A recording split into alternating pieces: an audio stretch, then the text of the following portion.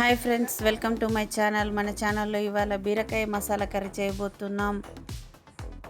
నువ్వులు, పల్లీలు, మసాలా దినుసులు, కొబ్బరి వేయించుకోవాలి. వేయించుకున్నాక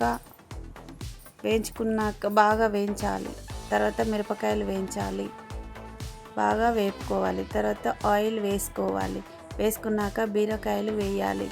బీరకాయలు బాగా వేపుకోవాలి, బాగా మగ్గనివ్వాలి.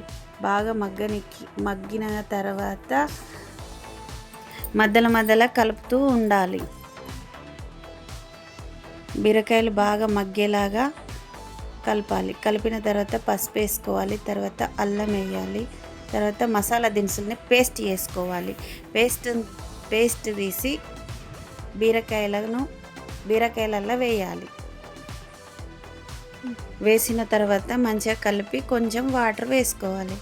వాటర్ వేసుకున్నాక కొంచెం ఉప్పు వేయాలి. ఉప్పు వేసాక కొంచెం కారం వేసుకోవాలి. కారం వేసుకున్నాక బాగా కలపాలి.